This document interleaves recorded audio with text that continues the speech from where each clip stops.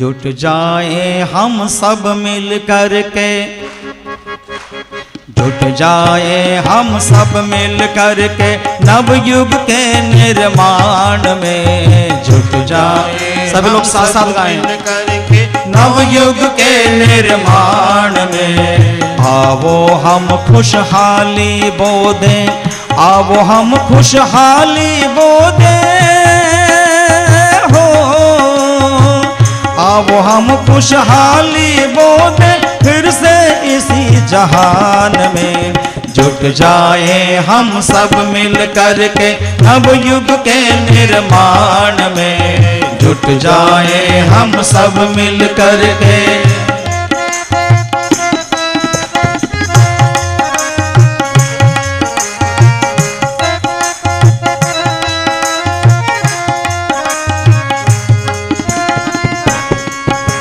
सब बेटे मिल आज संवारे धरती माँ के रूप को। सब बेटे मिल आज संवारे धरती माँ के रूप को। सहते जाते हंसते गाते जाड़ा पानी धूप को। सहते जाते हंसते गाते जाड़ा पानी धूप को। बहे पसीना तन से श्रम का, बहे पसीना तन से श्रम का माता के स्नान में। जुट जाए हम सब मिल कर के नवयुग के निर्माण में। जुट जाए हम सब मिल कर के।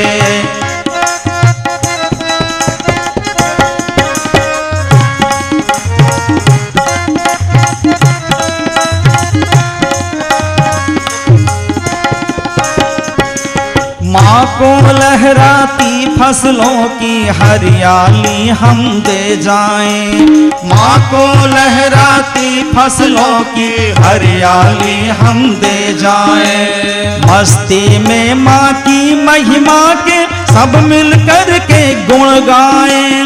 मस्ती में माँ की महिमा के सब मिल कर के गुण गाएं। फूल झराए हम पूजा के, फूल झराए हम पूजा के माँ की हर मुस्कान में। जुट जाए हम सब मिल कर के नवयुग के निर्माण में। जुट जाए हम सब मिल कर के।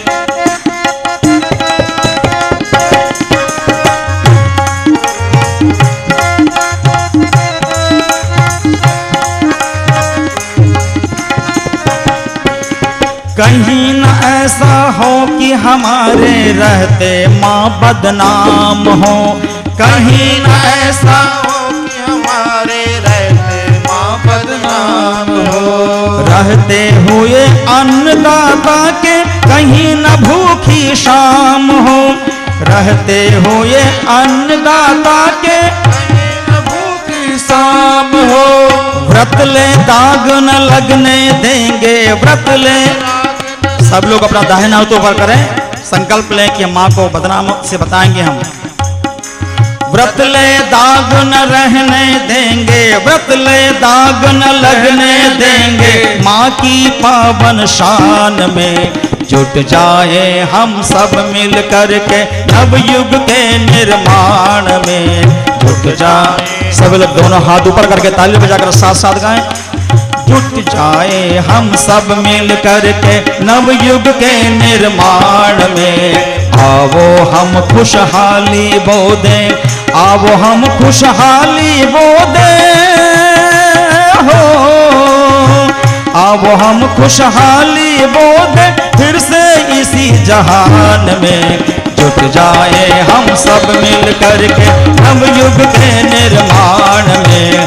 जुट जाए हम सब मिल करके नवयुग के निर्माण में। जुट जाए हम सब मिल करके नवयुग के निर्माण में। जुट जाए हम सब मिल करके। बोलिए भारत माता की, परम पूज्य गुरुदेव की, युगाधिपति महाकाल की जय। एक बार जोरदार ताली बजा करके अपनी ऊर्जा को और उत्साह पूर्वक हम सभी इस परिसर में लेकर के आए। और निश्चित रूप से नवयुग के निर्माण जब होगा, सहभागिता सहकार से ही होगा। तो ऐसा सुंदर गीत के माध्यम से जो हमारी भूमिका बनी, अब सभी से निवेदन है शांतचित्त होकर के बैठ जाएं। परिसर में जहाँ भी जगह मिल रही है अपने स्थान पर बैठ जाएं। चंदन सी इस देश की माटी, तपोभूमि हर ग्राम है। हर नारी देवी की प्रतिमा, बच्चा बच्चा राम है।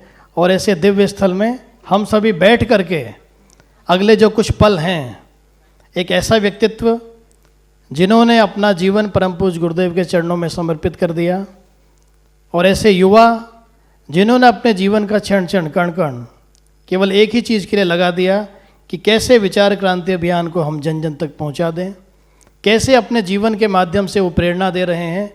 भाइयों बहनों, और एक ऐसा युवा जिन्होंने MBBS देहरादून से करने के पश्चात वे लंदन गए और न्यूरोसाइकेट्रिस्ट में MRCP की। चेरिंग क्रॉस हॉस्पिटल में कंसल्टेंट के रूप में उन्होंने वर्षों तक कार्य किया। और जब परम पूज्य गुरुदेव के सपनों को साकार करने के लिए भारत माँ की पुकार पर सन 2010 में वो भारत आ गए, और आज देव संस्कृति विश्वविद्यालय जो परम पूज्य गुरुदेव के दिव्य स्वप्न का एक साकार स्वरूप है, ऐसे दिव्य विश्वविद्यालय में प्रतिकुलपति के रूप में कार्य करें। एक बार जोरदार तालियों के माध्यम से हम उनका स्वागत करते हैं। भाइयों बहनों, प्रतिभा अनेक युवाओं में होती है, पर प्रतिभाओं को समाज निर्माण के लिए दिशा देने का काम बहुत कम ही लोग कर पाते हैं। और परम सम्मानीय डॉक्टर चिन्मय पंड्या जी ऐसे ही युवा हैं जिनका सुबह से लेकर शाम तक दिन का भोजन वो तब तक नहीं लेते जब गुरुदेव के स्वप्न के कार्य करने के लिए वो आहूत नहीं हो जाते। उनके जीवन का क्षण क्षण उनका संकल्प है कि दीप हूँ जलता रहूँगा, मैं प्रलय की आंधियों से अंत तक लड़ता रहूँगा। तो ऐसे युवा हृदय सम्राट परम सम्मानीय डॉक्टर चिन्मय पंड्या जी को आप सबकी तालियों के साथ मैं विनती करूँगा कि परम पूज्य गुरुदेव का दिव्य संदेश हम सभी को प्रदान करें। परम सम्मानीय डॉक्टर साहब। बहुत धन्यवाद राम अवतार। मित्रों, परम पूज्य गुरुदेव परम वंदनीय माता जी की दिव्य उपस्थिति को साक्षी मानते हुए माँ गायत्री के पावन पवित्र पुनीत मंत्र के साथ मैं अपनी बात को आरंभ करना चाहता हूँ।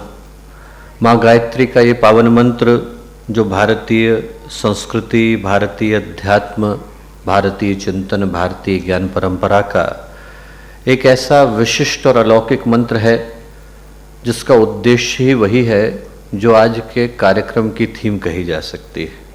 मनुष्य के चित्त, चिंतन, चेतना और व्यक्तित्व के रूपांतरण का जो मंत्र है वही गायत्री का मंत्र है। ये याद दिलाने का मंत्र है कि मनुष्य के जीवन के रूप में भी वृक्ष की तरह से संभावनाएं हमको मिलती हैं। इस जीवन की भी दो ही राहें हैं। एक राह तो वो है, एक हमारे जीवन की खिड़की और दरवाज़ा वो है जो नीचे गिरने की ओर को खुलता है। व्यक्ति यदि अपने जीवन में दूषित हो जाए, विकृत हो जाए, सोच खराब हो, भावना यदि उसकी निकृष्ट हो, व्यक्ति के व्यक्तित्व के अंदर यदि पतन की भावना आ जाए, तो व्यक्ति बाहर से तो नहीं बदलता पर उसकी चेतना बदल जाती है। बाहर से दिखने में वैसा ही दिखता है, वैसा ही बोलता है, वैसा ही कहता है, पर उसके अंदर का जो व्यक्तित्व है वो एक दुष्ट का, एक पापी का, एक अपराधी का व्यक्तित्व बन जाता है। उसी मनुष्य के जीवन के अंदर एक संभावना ये भी है कि यदि हम नीचे को गिरे तो फिर हमारे अंदर का पशु, हमारे अंदर का पिशाच, हमारे अंदर का प्रेत जागृत हो जाता है। और इसी मनुष्य के जीवन के अंदर एक संभावना वो भी सुरक्षित है, जहाँ पर यदि वो बीज अंकुरित होता है, वृक्ष के रूप में पुष्पित पल्लवित होता है, तो उसी मनुष्य के जीवन में वो नव सृजन हो पाता है, उसके व्यक्तित्व का वो रूपांतरण हो पाता है जहाँ पर चिंतन पवित्र है, भावनाएं उदार है, व्यक्तित्व प्रकाशित है। उस व्यक्ति के संसर्ग में, सानिध्य में, संपर्क में जो भी आया वो पारस के पत्थर की तरह से अपने जीवन को भी पवित्र करता चला जाता है।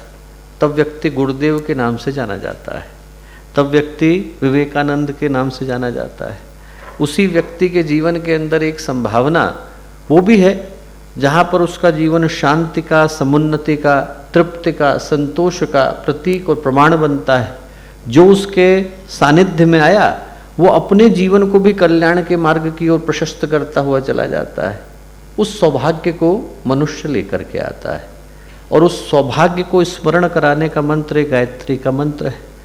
9 शब्दों के अंदर, 24 अक्षरों के अंदर भावना एक ही है और वो भावना यह है कि मनुष्य के जीवन के रूप में जो अपरिमित, अतुलनीय, दिव्य, लौकिक संभावनाएं हम में से प्रत्येक को मिली, उन संभावनाओं को साकार करने के लिए जिस आंतरिक बल की, आत्मिक संकल्प की आवश्यकता होती है वो हमें माँ गायत्री प्रदान करें। उसको प्राप्त करने की प्रार्थना इस गायत्री के मंत्र के माध्यम से हम लोग करते हैं। ये प्रार्थना करते हैं कि जीवन में उस संकल्प का उदय हो सके, जो संकल्प यदि एक बार जागृत होता है तो मनुष्य को उस ऊंचाई को छू पाने का विश्वास उसके अंदर पैदा कर पाता है जो मनुष्य के जीवन का अंतिम पुरुषार्थ कही जा सकती है। उसको प्राप्त करने का, उस ऊंचाई को, उस हिमालय को स्पर्श करने का मंत्र ये गायत्री का पावन मंत्र है।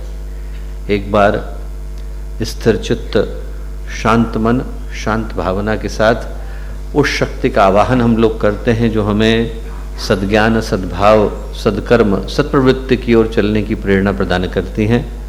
माँ गायत्री का पावन मंत्र एक बार साथ साथ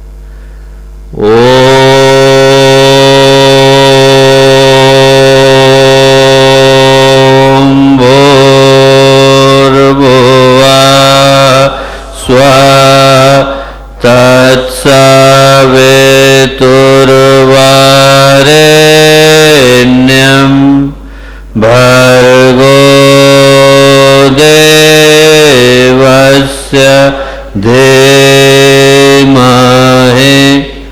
धियो यो नः प्रचोदयात्।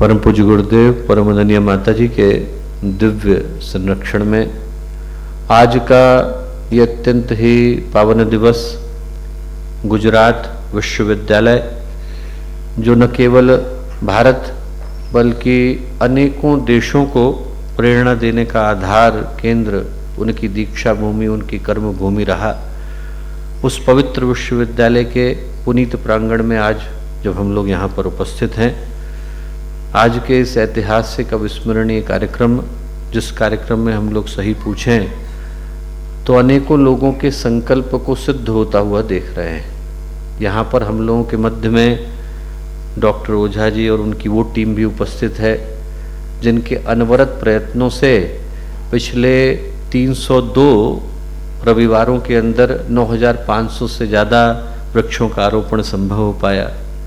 यहाँ पर बड़ौदा की हम लोगों की गायत्री परिवार की वो टीम भी उपस्थित है जिनके पिछले 400 से ज़्यादा रविवारों के संकल्प के कारण 50,000 से ज़्यादा वृक्षों का आरोपण संभव हो पाया।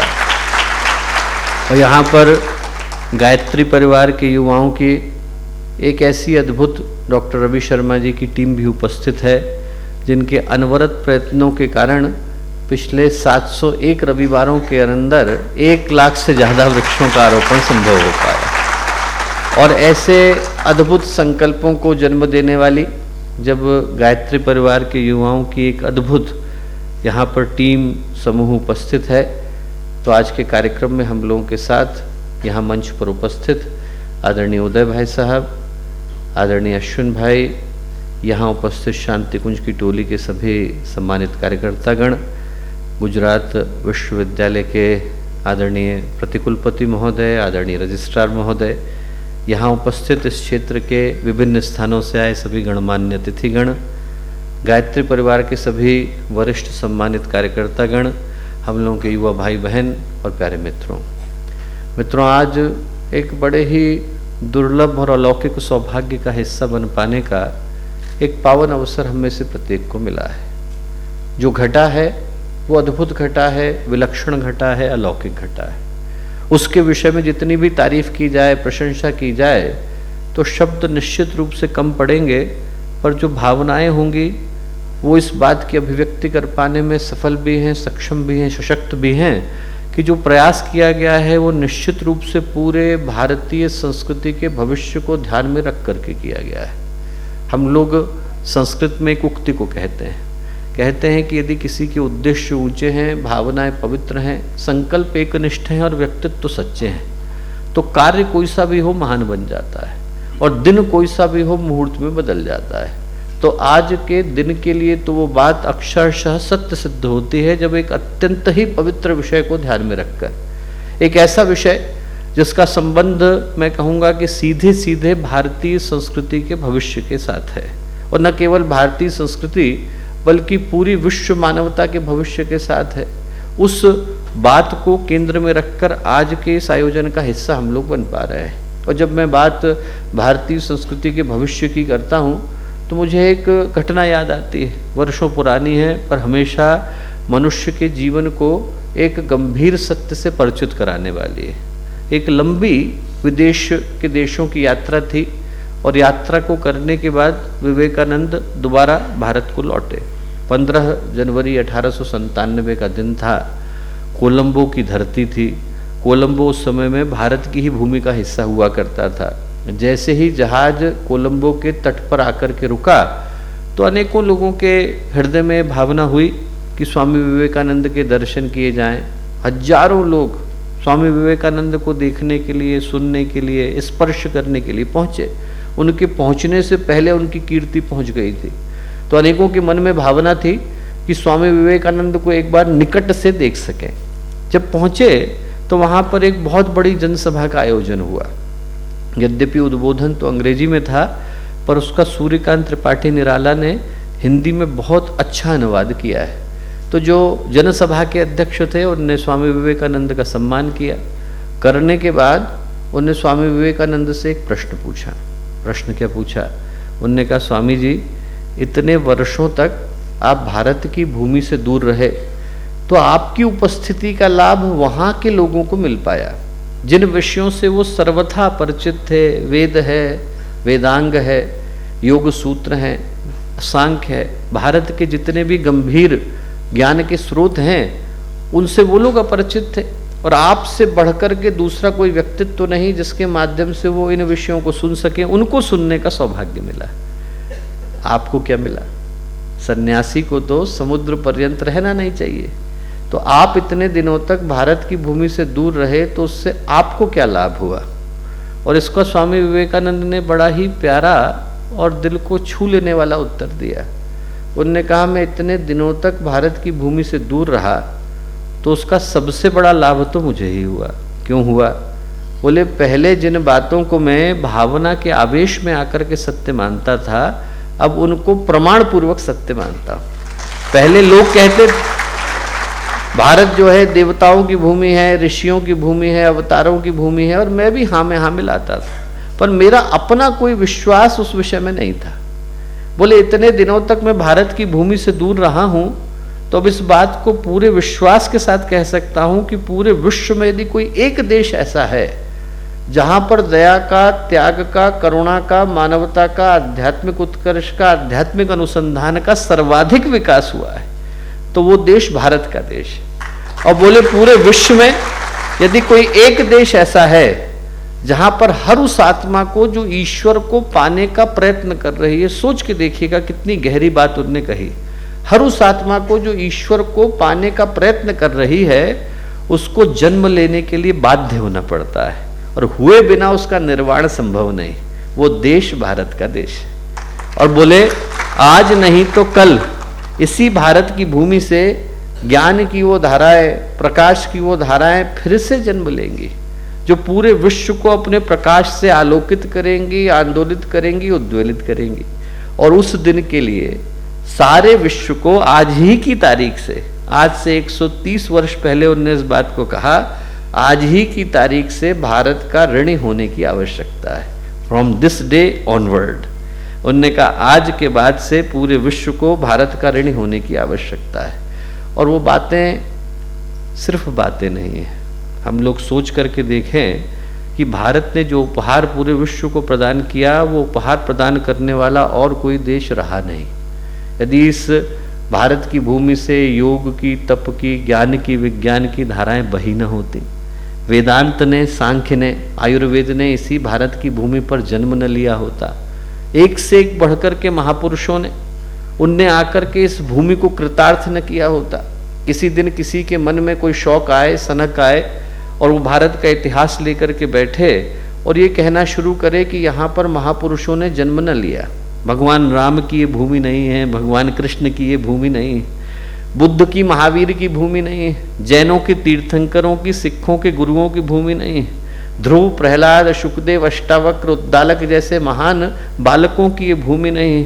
यहाँ पर शिवाजी ने जन्म नहीं लिया, पृथ्वीराज चौहान ने नहीं लिया, यहाँ पर राणा सांगा ने नहीं लिया, राणा प्रताप ने नहीं लिया, राजा भोज ने नहीं लिया, ये रानी हारा की भूमि नहीं है, गार्गी, घोषा, अपाला, गौतमी, यमी की भूमि नहीं है।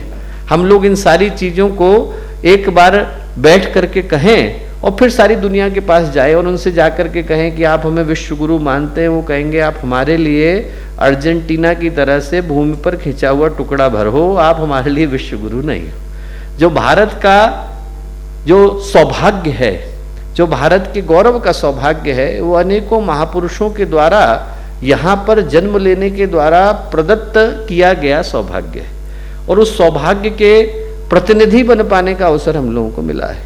आज के दिन में इन बातों को इस आशय के साथ कह रहा हूं दोस्तों कि जिस भारत की भूमि का ये गर्व और गौरव रहा कि यहाँ पर अंधकार के दिनों में भी जब ये भारत की भूमि पराधीनता की बेड़ियों में जकड़ी हुई थी, जब ये भारत की भूमि अपने गौरव को भुलाकर, अपने स्वाभिमान को भुलाकर अंधकार को, परतंत्रता को और एक से एक बढ़कर निराशा के, दुख के, उपेक्षा के, तिरस्कार के दिनों को सहन कर रही थी, उस समय में भी भारत की भूमि पर सूर आए, कबीर आए, तुलसी आए, मीरा आई, चैतन्य आए, गुरुदेव आए, विवेकानंद आए, महर्षि अरविंद आए, रमण महर्षि आए, एक से एक बढ़कर के महापुरुषों ने तब भी इस भूमि पर आना और इस भूमि को कृतार्थ करना स्वीकार किया।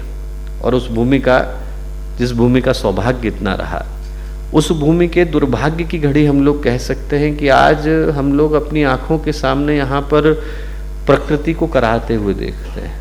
यहाँ पर हम नदियों को सूखते हुए, पेड़ों को अपनी आंखों के सामने नष्ट होते हुए, हमारे बाद वाली पीढ़ियों के लिए एक सौभाग्य को उजड़ते हुए देखते हैं। जब हम पर्यावरण की बात करते हैं तो पर्यावरण का संबंध सिर्फ उस जगह से नहीं है जहाँ पर वो घटना घट रही है, उसका संबंध पूरी विश्व मानवता के साथ है।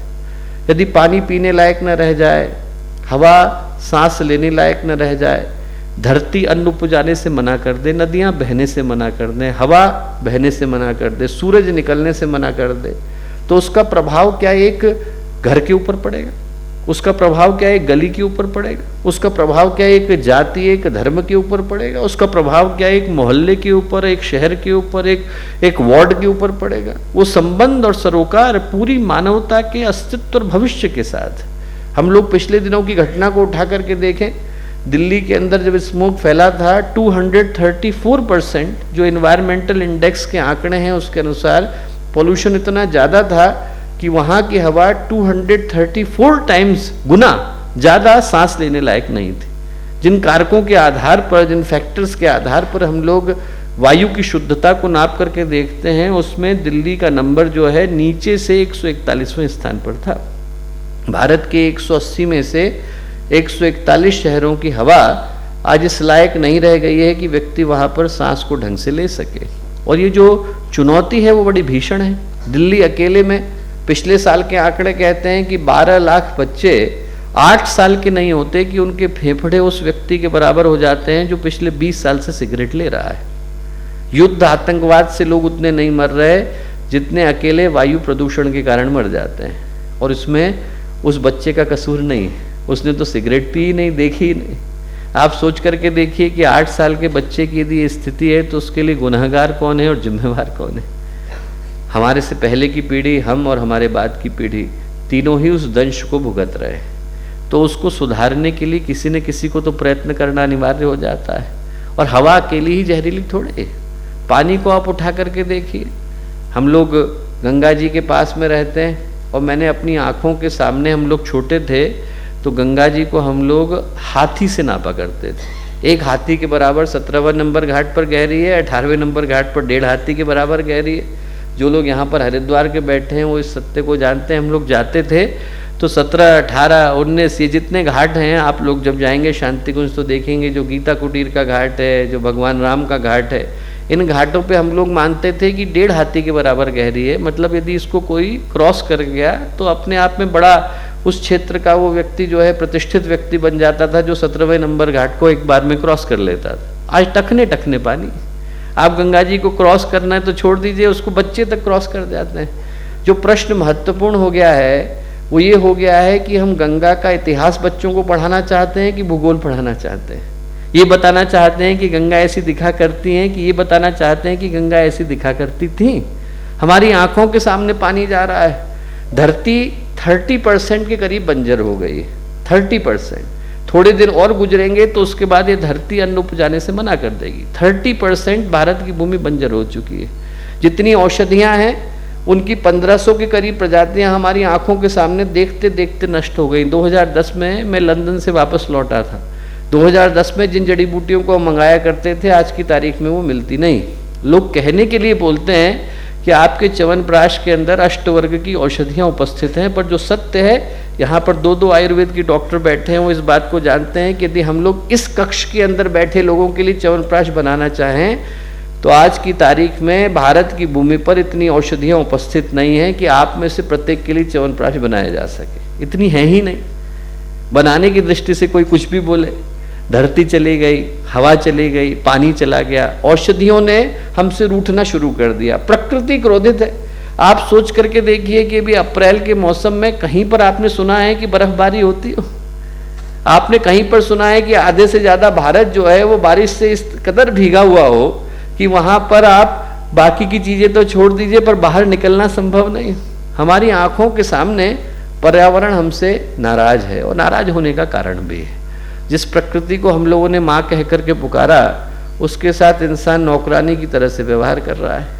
जहाँ पर हम छोटे छोटे बच्चे को ये सिखाया करते थे, माता भूमि ही पुत्रो हम पृथिव्या, जहाँ पर हम लोग बच्चों को ये मंत्र सिखाते थे, विष्णु पत्नी नमस्तुभ्यम पाद स्पर्शम क्षमस्व में, कि आप भगवान विष्णु की पत्नी हैं। बिस्तर से नीचे उतरने से पहले कहते थे कि आपको पैर से छूने जा रहे हैं, हमें क्षमा करिएगा, गलती हो रही है। वहाँ पर अब व्यक्ति के मन में ये आ गया है कि हमें देगा क्या? पानी बह रहा है, बांट ले, पेड़ उगा हुआ है, काट ले, हमें बदले में क्या मिलेगा? व्यक्ति ये सोचना ही भूल गया है कि इसने हमें क्या दिया, वो ये सोचने लग गया है कि हम इससे क्या ले सकते हैं। और जब ऐसा चिंतन है तो प्रकृति को भी रूठना स्वीकार है। प्रकृति, पर्यावरण क्रोधित है। और इस दर्द को, जिस दर्द को मैं आपसे साझा कर रहा हूं, मुझे कहने में बड़ा गर्व, गौरव और संतोष होता है कि आज से 14 वर्ष पहले जब श्रद्धेय डॉक्टर साहब ने भोपाल में राष्ट्रीय शिविर का आयोजन किया, उस समय में हम लोगों के कलकत्ता के भाइयों ने, गुजरात के भाइयों ने उस दर्द को महसूस किया और तब से प्रण लिया, तब से संकल्प लिया कि आंधी आए, तूफान आए, कुछ भी हो जाए, हम लोग हर रविवार के दिन इकट्ठा होंगे और वृक्ष को लगा करके आएंगे। एक तरफ समस्याएं हैं तो एक तरफ हम लोग सौभाग्य को भी उगता हुआ देखते हैं। एक तरफ हम परेशानियों की बात करते हैं तो दूसरी तरफ हम लोग इस संकल्प की परिणति को भी अपनी आंखों के सामने देखते हैं कि बहुत सारे लोग ऐसे हैं जिनके हृदय में अच्छा करने का भाव है। और आज सही पूछें तो उसी अच्छा करने के भाव को सम्मानित करने के लिए, उसी अच्छा करने के भाव को सेलिब्रेट करने के लिए हम लोग यहाँ आकर के उपस्थित हुए हैं कि सबका लिया गया जो संकल्प था उसका जो परिणाम निकल करके आया है वो अद्भुत निकल करके आया है। तो आज के इस शुभ दिवस पर मैं कहूँगा कि हम लोग 2 चीज़ों को यहाँ से लेकर के जाएं। एक तो उन लोगों के लिए हृदय में सम्मान को लेकर के जाएं जिनके अनवरत प्रयत्नों के कारण, अनवरत संकल्प के कारण एक अद्भुत चीज को हम लोगों ने अपनी आंखों के सामने घटता हुआ देखा है। 10,000 के करीब वृक्ष अहमदाबाद गांधीनगर की टीम लगा चुकी है, 50,000 के करीब वृक्ष बड़ौदा की टीम लगा चुकी है, 1 लाख से ज़्यादा वृक्ष हम लोग की कलकत्ता की टीम लगा चुकी है, और अनेकों ऐसी टीमें हैं जो निरंतर इस कार्य को किसी न किसी रूप में अंजाम दे ही रही हैं। तो मैं कहूँगा कि यहाँ पर अन्य शहरों के जितने हम लोग के गायत्री परिवार के कार्यकर्ता आकर के बैठे हैं, वो यहाँ से निश्चित रूप से संकल्प लेकर के जाएं। संकल्प ये लेकर के जाएं कि यदि अभी उनके यहाँ पर वृक्षारोपण का ये शुभ कार्य चल नहीं रहा हो तो उसको न केवल शुरू करने की आवश्यकता है बल्कि उसको गति भी देने की आवश्यकता है।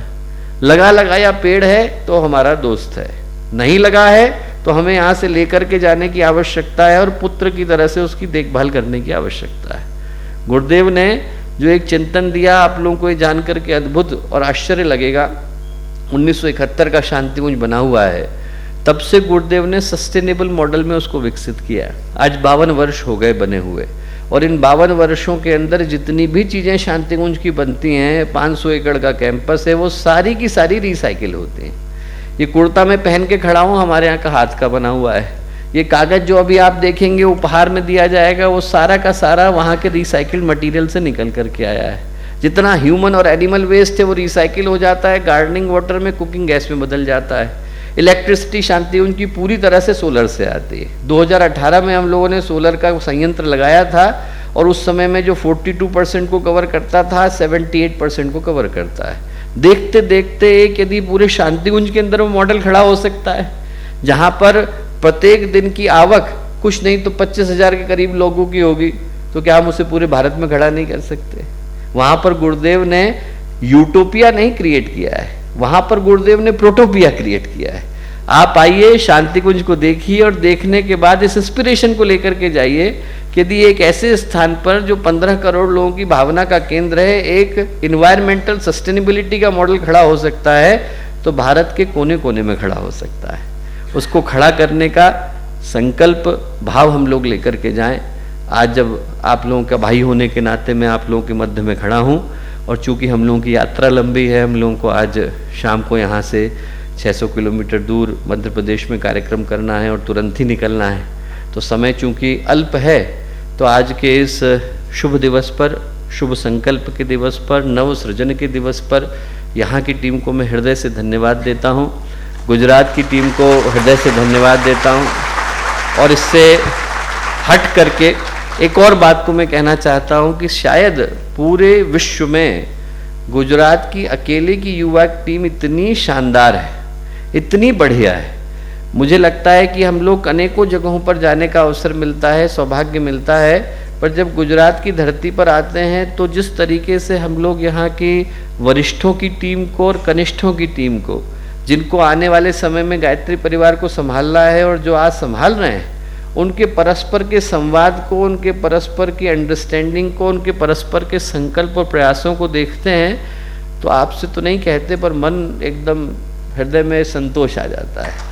ऐसा लगता है कि जिस गायत्री परिवार को हम लोग देख रहे हैं वो बड़े ही कुशल, सफल, सशक्त हाथों में है, और भगवान करे कि आप लोगों का परस्पर का प्रेम, आप लोगों का परस्पर की ये जो अंडरस्टैंडिंग है वो नित्य निरंतर आगे बढ़े। ये जो संकल्प आप लोगों ने लिया वो निश्चित रूप से खूब आगे बढ़े। आज हम लोग 302वें सप्ताह के अवसर पर यहाँ आकर के एकत्रित हुए। भगवान करे हमें 1000 पे भी खड़ा होना पड़े, 2000 पे भी खड़ा होना पड़े, 3000 पे भी खड़ा होना पड़े, और धीरे धीरे करते करते आज तो हम लोग यहाँ 3 मुख्य शहरों की बात करते हैं। भगवान करे कि हर कोने में ऐसा कोई गुजरात का हिस्सा न पहुँचे जहाँ पर ये संकल्प न पहुँचा हो। हर व्यक्ति के घर तक पहुँचे, हर व्यक्ति के मन तक पहुँचे, हर मोहल्ले तक पहुँचे, हर मोड़ तक पहुँचे। ऐसी शुभकामनाएं, ऐसी मंगल कामनाएं।